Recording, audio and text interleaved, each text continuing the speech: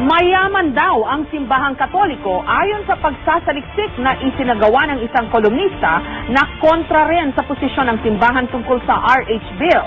Bilyon-bilyong piso raw ang halaga ng mga stock investments nito sa ilang malalaking korporasyon. Kaya nakakapagtaka raw na humingi pa ng tulong ang ilang obispo mula sa PCSO.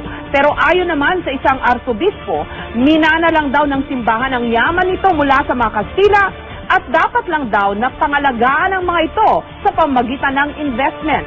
May report si Sandra Aguinaldo. Laking gulat daw ng kolumnistang si Elizabeth Angsioco nang matuklasan ng anyay malalim na balon ng kayamanan ng simbahang Katoliko. Sa mga dokumentong nakuha mula sa Philippine Stock Exchange, natuklasan daw ni Angsioco ang naglalaki ang investment ng simbahan sa Bank of Philippine Islands at Philex Mining. Nakakuha rin ng GMA News Research ng sarili nitong kopya ng mga dokumento mula sa PSE. Sa tansya ni Angsioco, sa BPI pa lang, hindi bababa sa 17 billion pesos na halaga ng shares of stock ng iba't ibang grupong may kaugnayan sa simbahang Katoliko. Ang may pinakamalaking investment ang Archbishop of Manila. Sa Philex Mining Corporation naman, umaabot daw sa halos 175 million pesos na halaga ng shares ang pag-aari ng Archbishop of Manila, Archbishop of Zamboanga at iba pa. Nagulantang ako doon sa laki ng pera na nasa stock. Bukod pa doon, yung panghihingi nila doon sa PCSO, ang kinumpitensya nila ay yung mga mahihirap na mga mamamayan. Paliwanag ni retired Archbishop Oscar Cruz, ang yaman ng Archdiocese of Manila ay minana pa sa mga Kastila. Para mapangalagaan ng pera, inilagay ito ng simbahan sa matitibay na investment. It belongs to the church at hindi na mamana. Hindi ka mukha ng ibang simbahan na minamana ng anak.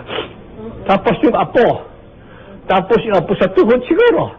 Ipinakita rin ni Angsioco ang mga dokumentong nagpapakita raw na shareholder ang simbahan sa Ayala Corporation, Philippine Airlines at San Miguel Corporation. Si Angsioco ay isang RH Bill advocate at national chairperson ng Democratic Socialist Women of the Philippines. Sabi naman ni Cruz, wala namang masama kung mag-invest ang simbahan sa matitinong kumpanya, pero tutol siya sa pag-invest ng ilan niyang kasamahan sa mining. Ngayon nga ang mining nasa laula. Naging sabi ko ay nakakasira ng environment. Kaya siguro, ewan ko lang kung naisip ng mga obispo na yung mga diocese na merong investment sa mining, palay ko, panahon na dapat ikunin nila yun, labas nila at invest nila sa iba naman. Git pa ni Cruz, hindi naman daw sila nakakalimot sa pagtulong sa mga mahihirap sa pamamagitan ng kanilang mga charity organization at sariling programa ng mga parokya sa iba't ibang panig ng bansa. Sabi ni Cristo, the poor you always have with you. Always. So, ano man ang gawin mo, kulang? Tumulong pa sila. Kailangan mas tumulong sila. Sandra Aguinaldo, GMA News.